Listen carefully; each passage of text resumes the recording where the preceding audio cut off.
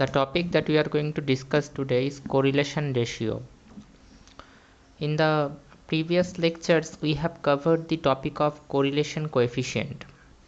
And correlation coefficient আমাদেরকে কি বলে? Correlation coefficient আমাদেরকে বলে যে দুটো ভ্যারিয়েবল ধরো x আর y, একটি ভ্যারিয়েবলের ভ্যালু যদি বাড়তে থাকে 2 থেকে 5 হলো 10 হলো, তাহলে অন্য ভ্যারিয়েবলটির ভ্যালু বাড়বে না কমবে?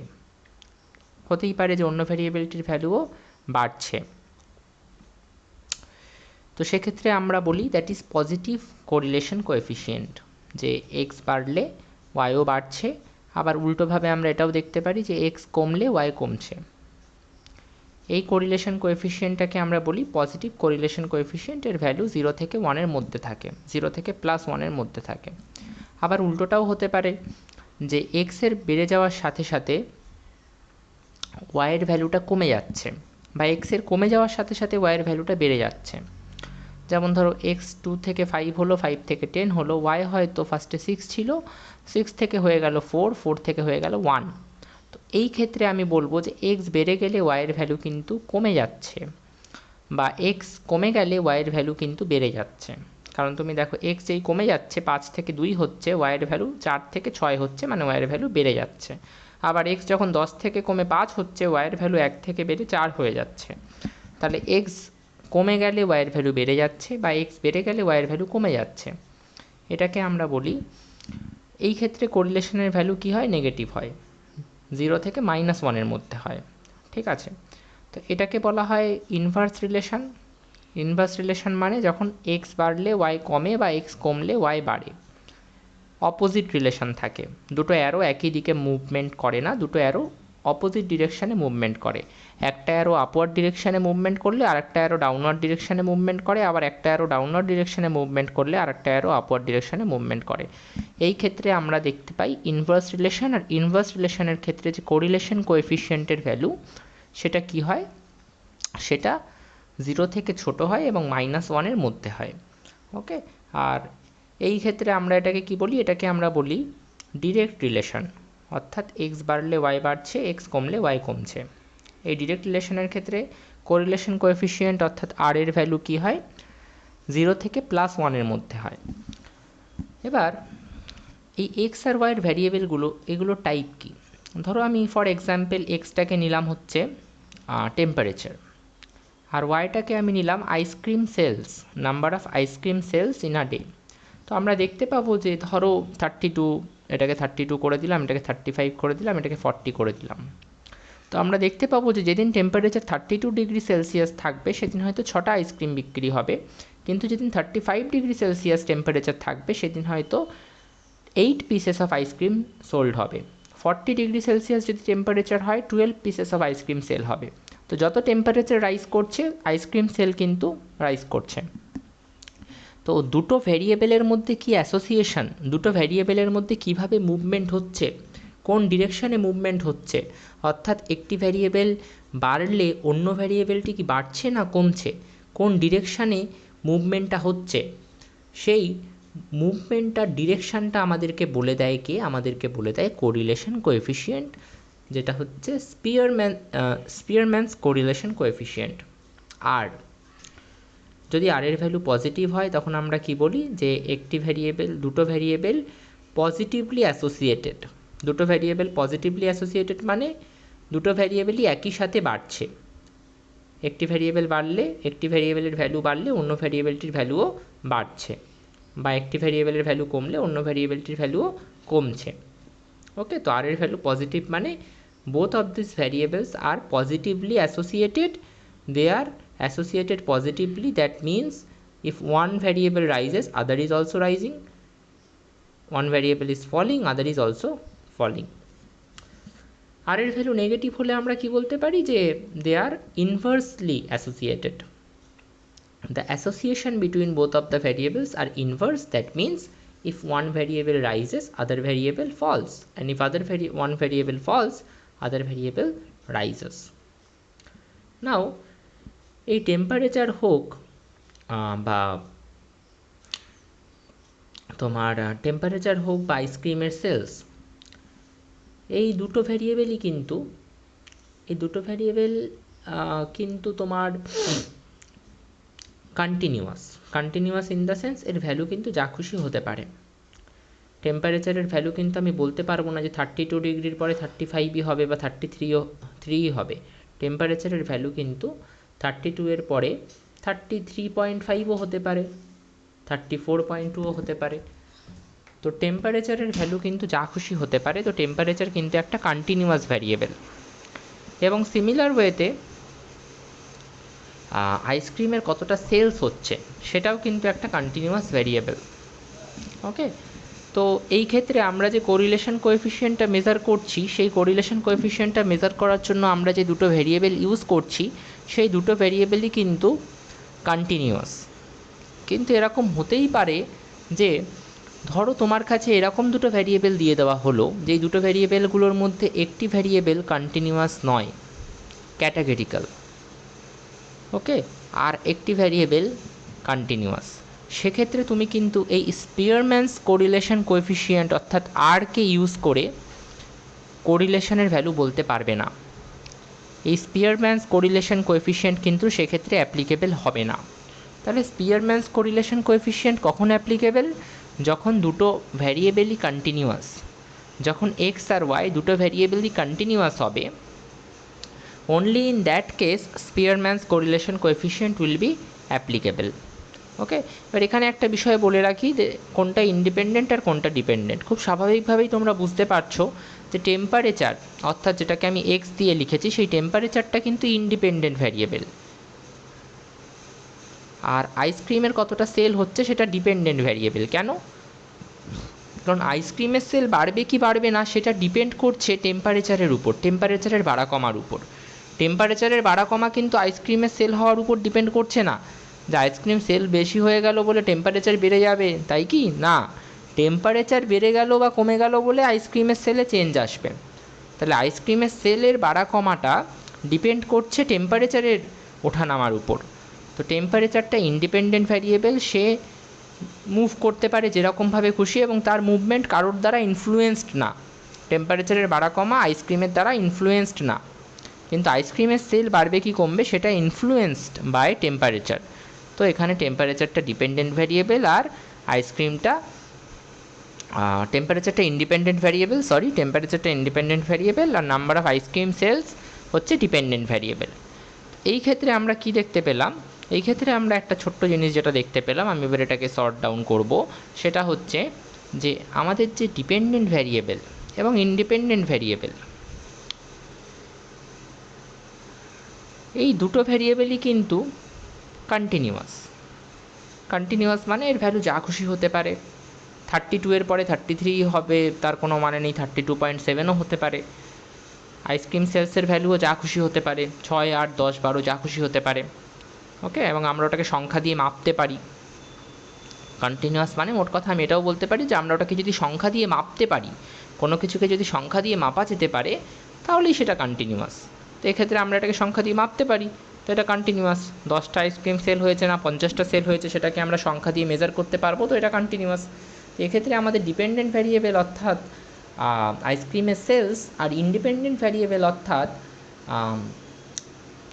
টেম্পারেচার দুটোই কিন্তু কন্টিনিউয়াস। এবং এটা যদি হয় যে দুটো ভ্যারিয়েবলই কন্টিনিউয়াস যদি হয়, তাহলে আমরা কোরিলেশন কোএফিসিয়েন্ট অর্থাৎ স্পিয়ারম্যানস কোরিলেশন কোএফিসিয়েন্ট আর, সেই আরকে ইউজ করে কোরিলেশনের ভ্যালুটা বের করতে পারি। অর্থাৎ সেই আরের ফর্মুলা ইউজ করে আমরা কোরিলেশন কোএফিসিয়েন্টের ভ্যালু বের করতে পারি। কিন্তু কোনো কারণে যদি এরকম না হয়, কোনো কারণে যদি আমাদের ডিপেন্ডেন্ট ভ্যারিয়েবল আর ইন্ডিপেন্ডেন্ট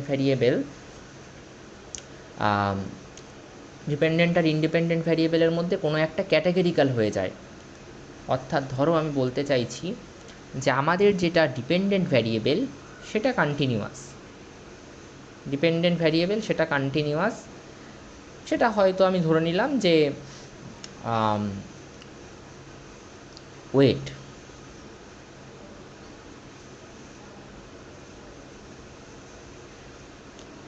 এবার এই ডিপেন্ডেন্ট ভ্যারিয়েবলটা যেটাকে আমি ওয়েট বলছি, সেই ওয়েটটাকে আমি ডিপেন্ডেন্ট ভ্যারিয়েবল ধরে নিলাম এবং সেটা আমি ধরে নিলাম কন্টিনিউয়াস, যে 60 কিলো হতে পারে, 65 কিলো হতে পারে, 70 কিলো হতে পারে, 58 কিলো হতে পারে, এটা কন্টিনিউয়াস আমি ধরে নিলাম। কিন্তু ধরে নিলাম এবার ইন্ডিপেন্ডেন্ট ভ্যারিয়েবল যেটা, ইন্ডিপেন্ডেন্ট ভ্যারিয়েবলটা কি? ইন্ডিপেন্ডেন্ট ভ্যারিয়েবলটা হচ্ছে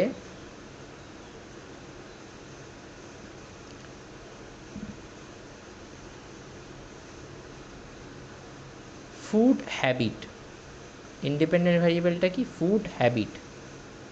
এবার কথা হচ্ছে ফুড হ্যাবিটটা কীরকম, ফাস্ট ফুড খেতে পছন্দ করে নাকি ঘরের খাবার খেতে পছন্দ করে, এইটা হচ্ছে ফুড হ্যাবিট বলতে আমি বোঝাতে চাইছি।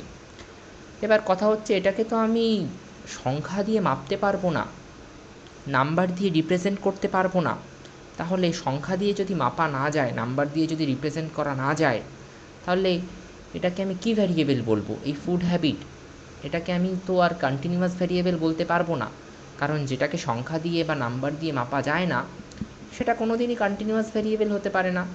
এটাকে আমরা বলবো ক্যাটাগরিক্যাল ভ্যারিয়েবল। কি বলবো? Categorical variable.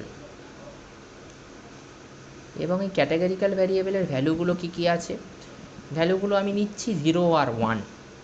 0 লিখছি মানে ওই ব্যক্তিটি ঘরের খাবার খায়, 1 লিখছি মানে ওই ব্যক্তিটি বাইরের খাবার খায়, ফাস্ট ফুড খায়, প্রচণ্ড বেশি পরিমাণে ফাস্ট ফুড খায়। ঠিক আছে, তো প্রথম যে ব্যক্তি, সে প্রথম ব্যক্তি যার ওজন 60 কিলো, সে দেখো তার ক্ষেত্রে 0 আছে, মানে সে ঘরের খাবার খায়, তাই তার ওজনটা কম। 65 কিলো যার ওজন, সে কিন্তু ফাস্ট ফুড খায়, তাই তার ক্ষেত্রে 1 বসানো হয়েছে এবং সেই কারণেই তার ওজনটা বেশি এসেছে। 70 কিলো যে, সেও ফাস্ট ফুড খায়, আর 58 কিলো যার ওজন, সে ঘরের খাবারই খায়, তাই 0 এসেছে। তাহলে এবার তোমরাই ভাবো, এখানে অবশ্যই ইন্ডিপেন্ডেন্ট ভ্যারিয়েবল হচ্ছে ফুড হ্যাবিট, ডিপেন্ডেন্ট ভ্যারিয়েবল হচ্ছে ওয়েট। কেন? আমি যদি ফাস্ট ফুড বেশি খাই তাহলে আমার ওয়েট বাড়বে, ফাস্ট ফুড কম খেলে আমার ওয়েট কমবে। ফাস্ট ফুড কম খেলে ইন দ্য সেন্স ঘরের খাবার খেলে আমার ওয়েট কমবে, বা ওয়েট ঠিক থাকবে, কমবে বলাটা ভুল, ঠিক থাকবে। তো আমার ওয়েটটা কিসের উপর নির্ভর করছে, কিসের উপর ডিপেন্ড করছে? ফাস্ট ফুডের ওই ফুড হ্যাবিটের উপর। তাহলে ফুড হ্যাবিটটা তো কিছুর উপরে ডিপেন্ড করছে না, অবভিয়াসলি না। ফুড হ্যাবিটটা তো আর ওয়েটের উপর ডিপেন্ড করছে না, রাইট? ওয়েটটা ডিপেন্ড করছে ফুড হ্যাবিটের উপর। তাহলে ওয়েটটা যেহেতু ডিপেন্ড করছে ফুড হ্যাবিটের উপর, তাই ওয়েটটা হচ্ছে ডিপেন্ডেন্ট ভ্যারিয়েবল। আর ফুড হ্যাবিটটা ইন্ডিপেন্ডেন্ট, কারণ ওটা ওয়েটের উপর ডিপেন্ড করছে না, রাইট? সো এবার আমার পয়েন্ট হচ্ছে যে আমাকে যদি কোরিলেশন কোএফিসিয়েন্ট বের করতে বলা হয়, আমাকে যদি এটা বের করতে বলা হয় যে এই দুটো ভ্যারিয়েবলের মধ্যে অ্যাসোসিয়েশন দেখাও, এটা দেখাও যে ওয়েট আর ফুড হ্যাবিটের মধ্যে কী রিলেশান আছে। ফুড হ্যাবিট পাল্টে গেলে কি ওয়েট বেড়ে যায়? ফুড হ্যাবিট যত ঘরের খাবারের থেকে ফাস্ট ফুডের দিকে যেতে থাকে তত কি ওয়েট বাড়তে থাকে নাকি কমতে থাকে? নাকি দুটোর মধ্যে কোনো রিলেশান নেই, ওয়েট আর ফুড হ্যাবিটের মধ্যে কোনো রিলেশান নেই? এইটা তুমি করে দেখাও। এবার কথা হচ্ছে যে দুটো ভ্যারিয়েবলের মধ্যে কোনো রিলেশান আছে কি নেই সেটা বুঝতে গেলে আমরা তো স্পিয়ারম্যানস কোরিলেশন কোএফিসিয়েন্ট ইউজ করি। কিন্তু স্পিয়ারম্যানস কোরিলেশন কোএফিসিয়েন্ট অ্যাপ্লিকেবল কখন? যখন দুটো ভ্যারিয়েবলই কন্টিনিউয়াস। এখানে তো দুটো ভ্যারিয়েবল কন্টিনিউয়াস নয়, একটা ভ্যারিয়েবল কন্টিনিউয়াস ঠিকই, অর্থাৎ ওয়েট যেটা, সেটা কন্টিনিউয়াস ঠিকই, কিন্তু আর একটা ভ্যারিয়েবল যেটা ক্যাটাগরিক্যাল, যেটা ইন্ডিপেন্ডেন্ট ভ্যারিয়েবল ফুড হ্যাবিট, সেটা কিন্তু ক্যাটাগরিক্যাল। তাহলে এক্ষেত্রে দুটো ভ্যারিয়েবল কন্টিনিউয়াস নয়, একটা কন্টিনিউয়াস, একটা ক্যাটাগরিক্যাল। সেক্ষেত্রে আমরা স্পিয়ারম্যানস কোরিলেশন কোএফিসিয়েন্ট অ্যাপ্লাই করতে পারবো না, সেক্ষেত্রে আমাদেরকে অ্যাপ্লাই করতে হবে কোরিলেশন রেশিও, যেটাকে আমরা বলি ইটা। এই সাইনটার নাম হচ্ছে ইটা। Okay, so it is a statistical measure used to assess the strength of relationship between categorical independent variable and continuous dependent variable. যা বললাম সেটাই এখানে লেখা আছে। ওকে, the correlation ratio eta square measures how much of the variance in the dependent variable can be explained by the independent variable. How much of the variance in the dependent variable can be explained by the categorical variable. Categorical variable means nothing but independent variable.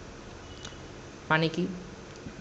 এই যে dependent variable, তার যে variance, variance মানে পরিবর্তন, variation, change, এই dependent variable ওয়েটটার যে পরিবর্তন বা ভ্যারিয়েশান বা চেঞ্জ আসছে, যে বাড়া কমাটা আসছে, সেটার কতটা এই ইন্ডিপেন্ডেন্ট ভ্যারিয়েবল ফুড হ্যাবিটের জন্য আসছে, সেটার কত পার্সেন্ট বা কত পরিমাণ এই ইন্ডিপেন্ডেন্ট ভ্যারিয়েবল বা ফুড হ্যাবিটের পরিবর্তনের কারণে আসছে, সেটা আমাকে কে বলে দেবে? আমাকে বলে দেবে কোরিলেশন রেশিও বা ইটা স্কোয়ারের ভ্যালু। তাহলে ইটা স্কোয়ার আমাদেরকে কি বলে দেয়? যে ডিপেন্ডেন্ট ভ্যারিয়েবলে যে পরিবর্তন বা ভ্যারিয়েশান বা চেঞ্জ আসছে, বাড়া কমা আসছে, সেটার কত পরিমাণ সেই ভ্যারিয়েশান বা সেই ভ্যারিয়েন্স এর কত পরিমাণ ইন্ডিপেন্ডেন্ট ভ্যারিয়েবলের কারণে আসছে। ইন্ডিপেন্ডেন্ট ভ্যারিয়েবলের কারণে আসছে মানে আমরা ওটাকে এটাও বলতে পারি যে ডিপেন্ডেন্ট ভ্যারিয়েবলে যে পরিবর্তন বা চেঞ্জ বা ভ্যারিয়েশান বা ভ্যারিয়েন্স আসছে, সেটার কতটা ইন্ডিপেন্ডেন্ট ভ্যারিয়েবল দ্বারা এক্সপ্লেন করা যাচ্ছে, সেটার কতটা, সেটার কত পরিমাণ বা কত পোর্শান বা কত পার্সেন্টেজ ইন্ডিপেন্ডেন্ট ভ্যারিয়েবল দ্বারা এক্সপ্লেন করা যাচ্ছে। এর ভ্যালু যদি ধরো ইটা স্কোয়ারের ভ্যালু যদি 0.70 হয়, তোমরা সবাই জানো 0.70 মানে 70%। তার মানে আমি এটা বলতে পারবো যে ওয়েটে যে ভ্যারিয়েশান বা ভ্যারিয়েন্স বা চেঞ্জ বা পরিবর্তন বা ওঠানামা হচ্ছে, তার 70% ফুড হ্যাবিটের কারণে হচ্ছে, বা তার 70% ফুড হ্যাবিট দ্বারা এক্সপ্লেন করা পসিবল হচ্ছে, তার 70% ফুড হ্যাবিট দ্বারা এক্সপ্লেন করা যাচ্ছে। ওকে, ইটা স্কোয়ারের ফর্মুলা কি? Between group variance by total variance. এটা কীভাবে ক্যালকুলেট করে আমি তোমাদেরকে এক্সাম্পল দিয়ে দেখাবো। আচ্ছা, ইটা স্কোয়ারের ভ্যালু 0 থেকে 1-এর মধ্যে হয়, -1 থেকে 1-এর মধ্যে হয় না। কোরিলেশন কোএফিসিয়েন্ট -1 থেকে 1-এর মধ্যে হয়, কিন্তু ইটা স্কোয়ারের ভ্যালু কিন্তু 0 থেকে 1-এর মধ্যে হয়। ঠিক আছে, -1 থেকে 1-এর মধ্যে নয়। ওকে, 0 যদি বেরোয়, ইটা স্কোয়ারের ভ্যালু যদি 0 বেরোয়, তার মানে ওই দুটো ভ্যারিয়েবলের মধ্যে কোনো অ্যাসোসিয়েশন নেই, কোনো কানেকশান নেই।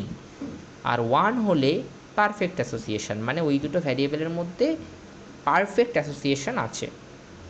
ওকে, কখন ইউজ করব আমরা ইটা স্কোয়ার বা কখন ইউজ করব আমরা কোরিলেশন রেশিও? ইটা স্কোয়ার মানেই কোরিলেশন রেশিও। সেটাকে আমরা কখন ইউজ করব? যখন আমাদের কাছে একটা ক্যাটাগরিক্যাল ভ্যারিয়েবল থাকবে, আর আমরা সেই ক্যাটাগরিক্যাল ভ্যারিয়েবলটা রিলেশনশিপটা চেক করতে চাইবো একটা কন্টিনিউয়াস ভ্যারিয়েবলের সাথে। যেরকম ধরো আমাদের কাছে এডুকেশন লেভেল আছে, এটা একটা ক্যাটাগরিক্যাল ভ্যারিয়েবল, আর তার সাথে আমি ইনকামের রিলেশন দেখতে চাইছি, যেটা একটা কন্টিনিউয়াস ভ্যারিয়েবল। সেক্ষেত্রে আমরা কিন্তু এই ইটা স্কোয়ারটা ইউজ করব বা কোরিলেশন রেশিওটা ইউজ করব। এখানে একটা এক্সাম্পল দেওয়া আছে, নিউমেরিক্যাল এক্সাম্পল, কারণ নিউমেরিক্যাল এক্সাম্পল না করলে আমরা কিছুই কমপ্লিট করতে পারবো না। দেখো, এডুকেশন লেভেল দেওয়া আছে, education level high school, graduate, post graduate. প্রথম যে স্টুডেন্ট, তার এডুকেশন লেভেল হাই স্কুল অবধি সে পড়াশোনা করেছে, স্যালারি ইন 1000, তার স্যালারি কত? 20,000। সেকেন্ড যে স্টুডেন্ট, সে হাই স্কুল অবধি পড়াশোনা করেছে, তার স্যালারি 25,000। গ্র্যাজুয়েট একজন আছে, তার স্যালারি 35, আর একজন গ্র্যাজুয়েট স্টুডেন্ট আছে, তার স্যালারি 40,000। এইভাবে পোস্ট গ্র্যাজুয়েটও আছে। নাও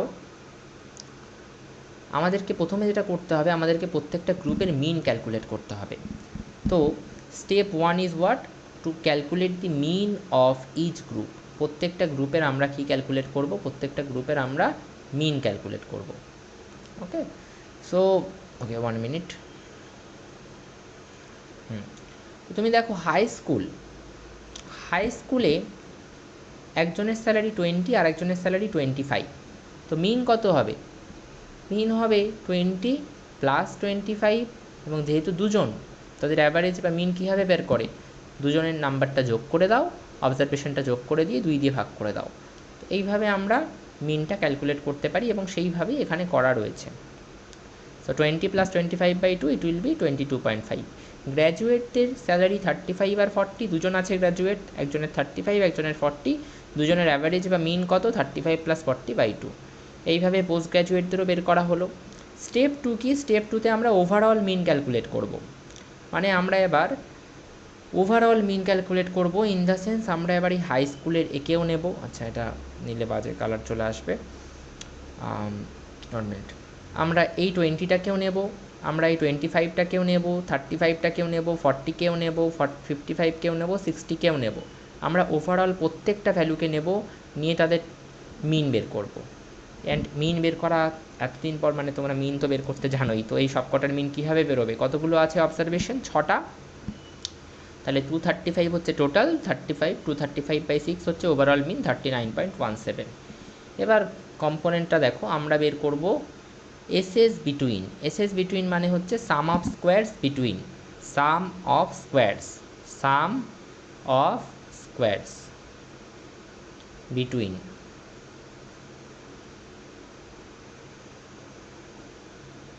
সাম অফ স্কোয়ারস, এই সাম শব্দটা পড়ে, আগে ভাবো স্কোয়ারস বিটুইন। স্কোয়ারস বিটুইন মানে কি? স্কোয়ারস বিটুইন মানে হচ্ছে যে এই ফর্মুলাটা অ্যাপ্লাই করে আমরা এটাকে বের করব।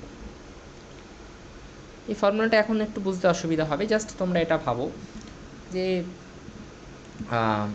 হাই স্কুলের মিন কত ছিল? 22.5। মিন স্যালারি হাই স্কুলে ছিল 22.5, রাইট? এবং টোটাল মিন কত বেরিয়েছে? 39.17। এবার স্কোয়ারস বিটুইন মানে হচ্ছে, প্রথমে ফোকাস করো বিটুইন শব্দটার মধ্যে। বিটুইন মানে কি? বিটুইন মানে হচ্ছে এই যে প্রত্যেকটা গ্রুপ, সেই প্রত্যেকটা গ্রুপ মিন থেকে কতটা দূরে আছে, বা প্রত্যেকটা গ্রুপের যে মিন তার সাথে টোটাল মিনের ডিফারেন্স কত। প্রত্যেকটা গ্রুপ মানে হাই স্কুল বা গ্র্যাজুয়েট বা পোস্ট গ্র্যাজুয়েট, তাদের যে মিন তার সাথে টোটাল মিন বা ওভারঅল মিনের ডিফারেন্স কত, সেটা যদি আমাকে বের করতে হয়, আমাকে কীভাবে বের করতে হবে? বিটুইনটা কীভাবে বেরোবে? প্রথমে হাই স্কুল, তার মিন কত? 22.5, এবং ওভারঅল মিন হচ্ছে 39.17। তাহলে দুটোর মধ্যে ডিফারেন্স কত সেটা এইভাবে বেরোবে। তাহলে এইভাবে বিটুইনটা বেরোলো। বিটুইনের পরে আবার স্কোয়ার, তাহলে স্কোয়ার করে দিলাম, তাহলে বিটুইন স্কোয়ারটা বেরিয়ে গেল। এইবার এই বিটুইন স্কোয়ারটা খালি হাই স্কুলের জন্য না, আমরা তো গ্র্যাজুয়েটের জন্যও বের করে নিতে পারি। তাহলে গ্র্যাজুয়েটের মিন কত? 37.5, এবং ওভারঅল মিন কত? 39.17, এবং তাদের স্কোয়ার। এবং এই বিটুইনটা, এই বিটুইনের যে স্কোয়ারটা, সেটা আমরা পোস্ট গ্র্যাজুয়েটের জন্য বের করতে পারি। তাহলে হবে 57.5 মাইনাস 39.17 হোল স্কোয়ার। এবার কি বলেছে? Sum of squares, sum of squares between, মানে এই যে স্কোয়ারস বিটুইন করা হলো, এই তিনটেই কি স্কোয়ারস বিটুইন, তাদের সাম। সাম মানে কি? যোগ করে দেওয়া। তাহলে এইটা যোগ এইটা যোগ এইটা, তাহলে সাম অফ স্কোয়ারস বিটুইন কীভাবে আসলো বোঝা গেল। ব্রেকডাউন করলাম। এইবার দেখো, যা লিখেছি সেটাই আছে, সেটাই আছে, সেটাই আছে, এবং যোগ করা হয়েছে। খালি একটা জিনিস অ্যাডিশনাল আছে, 2 এই 2 দিয়ে মাল্টিপ্লাই করা আছে। এই 2টা কি? এই 2টা হচ্ছে N1 N2 আর N3। N1টা মানে আলটিমেটলি বিষয়টা কি, যে N1 বলো, N1টা হচ্ছে যে হাই স্কুলের কতগুলো অবজারভেশান ছিল, বা হাই স্কুলের কতগুলো টোটাল ডেটা পয়েন্ট ছিল। তো হাই স্কুল থেকে আমাদের কাছে ডেটা পয়েন্ট ছিল 2টো, তাই না? গ্র্যাজুয়েট থেকেও 2টো ছিল, আর পোস্ট গ্র্যাজুয়েট থেকেও 2টো ছিল। তাহলে হাই স্কুল থেকে ডেটা পয়েন্ট 2টো ছিল, তাহলে N1 হবে 2। গ্র্যাজুয়েট থেকে 2টো ছিল, তাহলে হবে 2। আর পোস্ট গ্র্যাজুয়েট থেকেও 2টো ছিল, তাহলে হবে 2। N3টাও হবে 2। তো এইভাবে আমরা N1 N2 N3 পেলাম, এবং N1 N2 N3 দিয়ে আমাদেরকে মাল্টিপ্লাই করতে হবে এই যে বিটুইন স্কোয়ারের যে সামগুলো পেয়েছি, বা বিটুইন স্কোয়ার যেগুলো পেয়েছি, সেই বিটুইন স্কোয়ারগুলোকে 2 দিয়ে মাল্টিপ্লাই করতে হবে। তারপর সেই সবকটাকে সাম করে দিতে হবে, মানে অ্যাড করে দিতে হবে। ওকে, ফর্মুলা ওয়াইজও এখানে ভেঙে লেখা আছে N1 into x1 bar minus x বারের হোল স্কোয়ার। x1 বার মানে হচ্ছে গ্রুপ 1 যেটা, অর্থাৎ হাই স্কুল, যেটা হাই স্কুলের যে গ্রুপের যে মিনটা সেটা। আর এক্স বার মানে হচ্ছে টোটাল ওভারঅল মিন, সবকটা অবজারভেশান নিয়ে যে ওভারঅল মিন সেটা। x2 বার মানে হচ্ছে গ্র্যাজুয়েটের যে গ্রুপটা আছে সেই গ্রুপের মিন, আর এক্স বার হচ্ছে টোটাল মিন। x3 বার হচ্ছে পোস্ট গ্র্যাজুয়েটের যে গ্রুপটা আছে সেই গ্রুপের মিন, এক্স বার হচ্ছে টোটাল মিন। N1 N2 N3 বলে দিয়েছি। এটা পুরোটা ক্যালকুলেট করার পর ভ্যালু আসছে 0.48। এবার আমাদেরকে ক্যালকুলেট করতে হবে এসএস টোটাল। এসএস টোটাল মানে কি? এসএস টোটাল মানে হচ্ছে সাম অফ স্কোয়ার টোটাল। তো সাম অফ স্কোয়ার টোটাল মানে কি?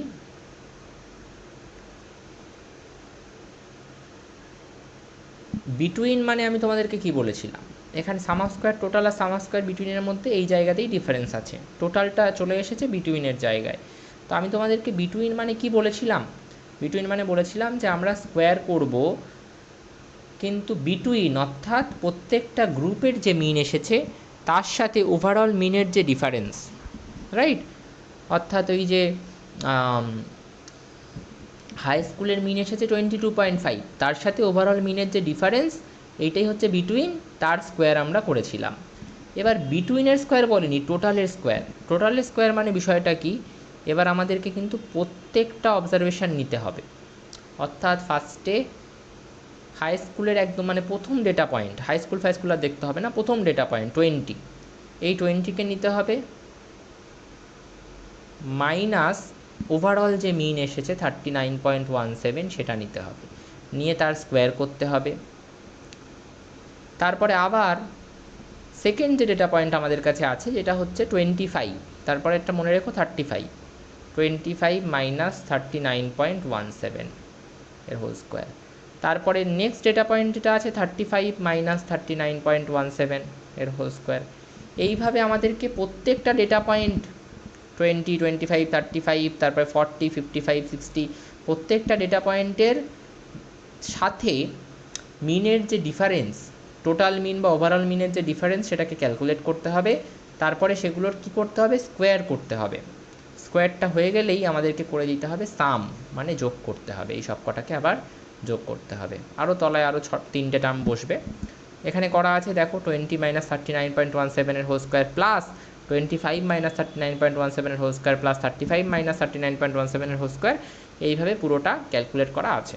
সব কটা ডেটা পয়েন্টের সাথে ওভারঅল মিনের যে ডিফারেন্স সেটাকে ক্যালকুলেট করা হয়েছে, তারপর স্কোয়ার করে সাম করা হয়েছে। ভ্যালু এসেছে 1270.25।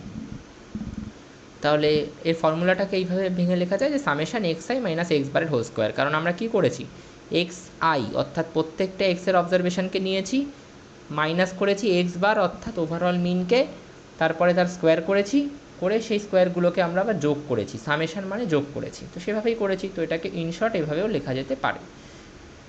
হয়ে গেল। এইবার কোরিলেশান রেশিওর ফর্মুলা কি, ইটা স্কোয়ার। সেই ইটা স্কোয়ার মানেই তো কোরিলেশান রেশিও, তার ফর্মুলা কি, sum of square between by sum of square total. দুটোর ভ্যালুই আমরা পেয়ে গেছি, ক্যালকুলেট করলাম, আসলো 0.97। এবার এই 0.97 আমাদেরকে কি বলছে, এটা বলছে, আমি তোমাদেরকে এটা অলরেডি বুঝিয়েছি, আমরা এবার সেটাকে এই ডেটার রেসপেক্টে বোঝাবো। 0.97 আমাদেরকে বলছে যে স্যালারি, যেটা স্যালারিতে যে ভ্যারিয়েশন বা চেঞ্জটা আসছে, স্যালারিটা কি continuous variable, right, continuous variable, বা এটাকে আমরা ডিপেন্ডেন্ট ভ্যারিয়েবলও বলতে পারি।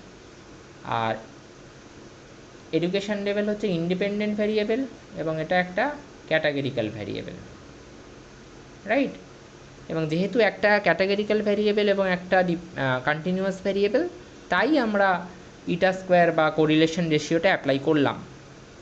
তাহলে এটা কি বলছে, এটা বলছে যে আমাদের যে ইটা স্কোয়ারের ভ্যালু আসলো 0.97, সেটা এটাই বলছে যে ডিপেন্ডেন্ট ভ্যারিয়েবল অর্থাৎ স্যালারির যা ভ্যারিয়েশন বা চেঞ্জেস আসছে তার 97%, 0.97 মানে কি 97%, তার 97% এডুকেশন লেভেলের চেঞ্জের কারণে আসছে, বা তার 97% এডুকেশন লেভেলের চেঞ্জের বা পরিবর্তনের কারণে আসছে। বা আমরা এটাও বলতে পারি স্যালারি বা টোটাল ইনকামের যে চেঞ্জেস বা পরিবর্তন বা ভ্যারিয়েশন বা ওঠানামা আসছে, তার 97% এডুকেশন লেভেল দ্বারা এক্সপ্লেন করা যাবে, বা তার 97% এডুকেশন লেভেলের চেঞ্জেসের দ্বারা এক্সপ্লেন করা যাবে। তো সেটাই লেখা আছে, this means 97% of the salary variation can be explain by education level, a very strong relationship obviously. Okay, so this is the concept of eta square correlation ratio. কখন অ্যাপ্লাই করতে হবে সেটা ভুলবে না কখনো, যখনই তোমার কাছে একটা ক্যাটাগরিক্যাল ভ্যারিয়েবল আর একটা কন্টিনিউয়াস ভ্যারিয়েবল থাকবে, এবং তোমাকে দেখতে হবে দুটোর মধ্যে অ্যাসোসিয়েশন কীরকম আছে, দুটো ভ্যারিয়েবল কীভাবে রিলেটেড, কীভাবে কানেক্টেড, দুটো ভ্যারিয়েবলের মধ্যে আদতে কোনো রিলেশন আছে কি নেই, তখনই তোমাকে ইটা স্কোয়ার বা কোরিলেশন রেশিও অ্যাপ্লাই করতে হবে। Thank you.